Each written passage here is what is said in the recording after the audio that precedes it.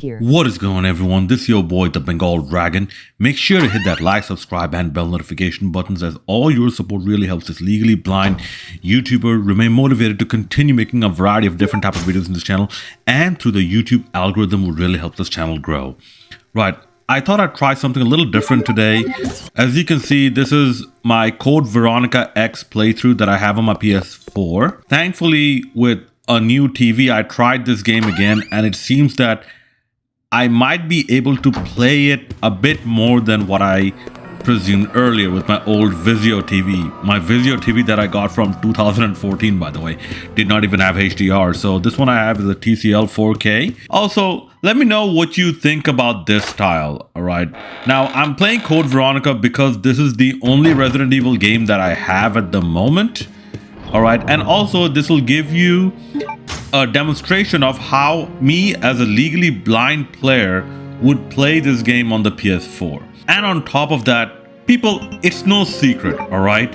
I have done analysis work on Code Veronica and its story more than anyone else on YouTube, all right? So I think that it would only be appropriate if I have footage of me actually playing this game. All right, and if this recording finishes earlier than the gameplay footage I captured, then I'll just let this gameplay footage play until the very end.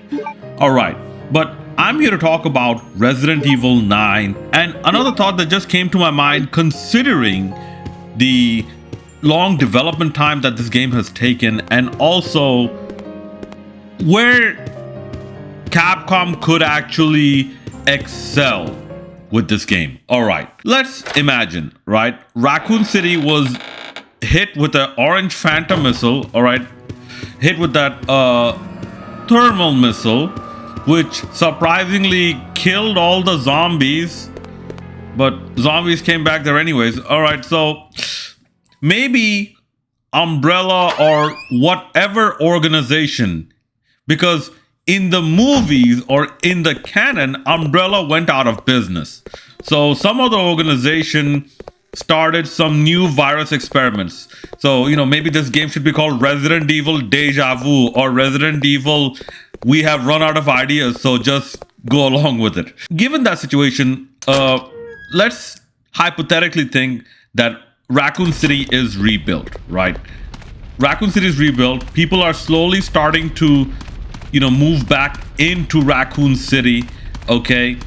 And it's in the process of being completely inhabited. Some of the places are still ruins. We already saw a crater from the trailer, all right? But there's a city somewhat around it.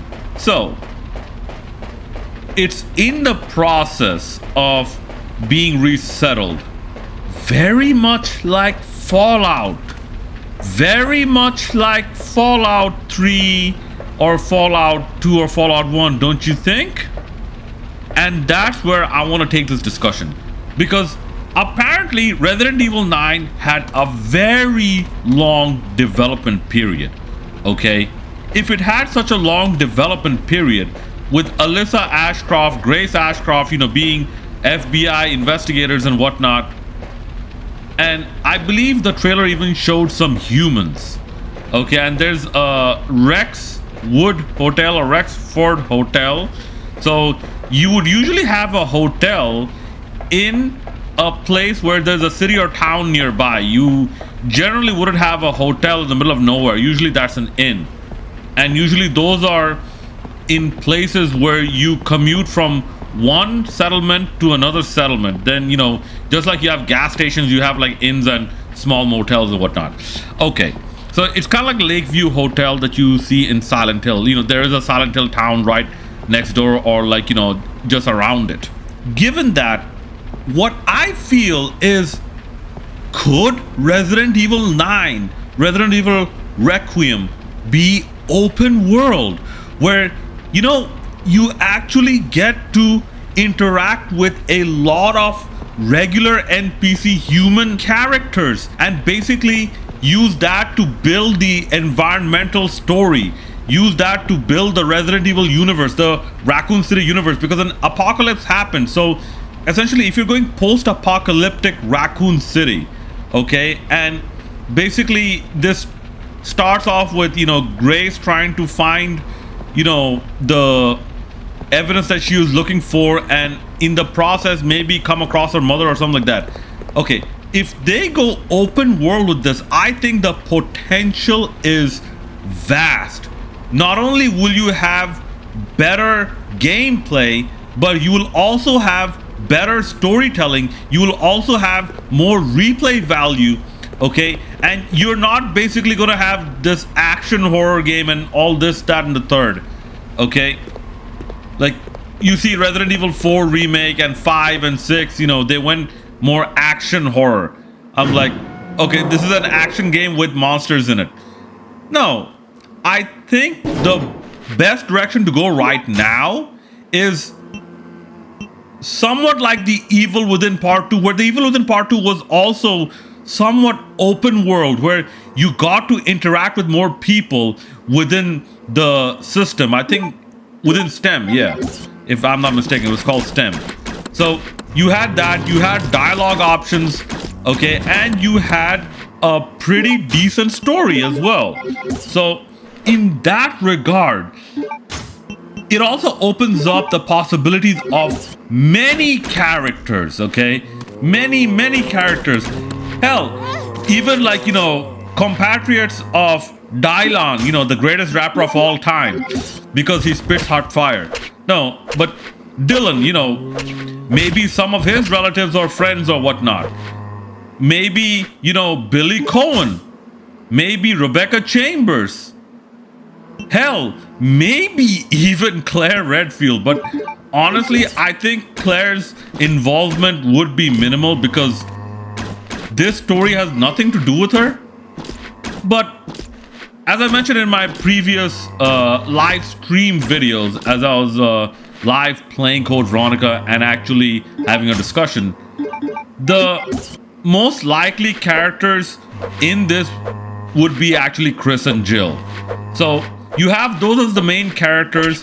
Hell, you can even have a party system, okay? You can even have a party system like Fallout 3 or Fallout New Vegas. Not Fallout 4, not Fallout 4.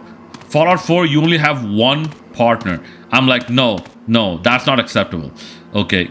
Now, if you have this on a PS5, okay, you have to have at least 3 or 4 people in your party, which I actually think is a good idea considering the universe of Resident Evil and also Raccoon City as a whole. Okay, this allows you to incorporate new characters as well as legacy characters, okay? And then you can tell a much more intricate story about like what Umbrella used to be, the good and the bad that they have done, okay? Mostly the bad, but you know, a little bit of the good as well, okay? Tell both sides of the story, okay? And also provide some justification. Like, take Fallout, right? The Enclave, in their sick, twisted mind, they had their version of why they think what they're doing is right, okay? You have the Brotherhood of Steel doing the same thing. You have the Institute doing the same thing, okay? This way you can also have more factions. And here's where you can actually add that cult element. You know, like the one that Raccoon City Pizza mentioned, the cult element that Grace either gets abducted by a cult or has some connections to a cult, okay? So in that regard, making this game open world, I feel, you know, you can tell a concentrated story and a diverging story both at the same time. Listen, it's up to the player. Here's what a lot of people don't get about open world games. A lot of times it's up to the player to either continue on with the main story or take on side quests. Perfect example. And people, this is why God of War 2018 and Ragnarok were so groundbreaking. And I'm surprised a lot of people still don't understand that. It allowed you to continue the story at your own pace, okay? If you get distracted by other stories and side quests, that's your problem. That's the gamer's problem. That's not the developer's problem. Okay, if the gamer can remain concentrated and focused, that's not the developer's problem. That's the gamer's problem. Same way, I strongly feel that if Resident Evil 9 is made open world, I think it really could work out. However, something they should be very mindful of is if they're gonna have a player development system such as a skill tree or getting exp and unlocking new skills and whatnot, they should not go overboard with it. Okay, one of the complaints of God of War Ragnarok, and to an extent I agree, this is why I don't say God of War Ragnarok is the greatest game ever created. No, I say it is the greatest game story ever created. Because the gameplay, a lot of people have this complaint that they tried to make it too much like an RPG, which I agree. Like, if you're focused so much on elements and collecting XP and mixing up different elements and different armor sets to take on different types of enemies, I'm like, okay, a limited quantity of that is fine, but doing that a bit too much would really take away from the game. However, in Resident Evil 9, if it is an open world setting, all right, you can not only have that, but you can also have something that you usually don't get in Resident Evil games. Okay, and this is one thing I'm surprised Resident Evil did not focus on this more. Multiple various type of endings. Okay, in Resident Evil 1 you had that, Resident Evil 2 you had that, oh you had that limitedly. You essentially had only 4 sorry, yeah, you had one ending per scenario, so it's still like a linear game. Okay, Resident Evil 3 you had slightly different endings. Resident Evil Code Veronica, oh my god, like, another reason I feel that Resident Evil Code Veronica was supposed to have a follow-up or two. Okay, because it's too big a game just to have one simple ending. Okay, then Resident Evil 4, same thing. 5, same thing.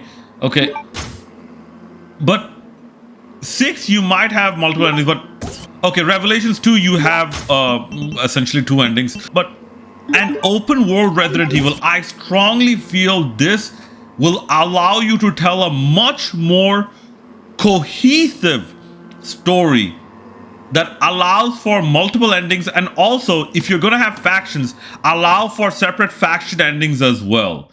Now, how they go about doing it, are they going to do it cinematic style? I would prefer cinematic style because the technology is there to do cinematic style. And if they just do slideshows like you have in Fallout 3 or Fallout 2 rather, that's just going to be lazy.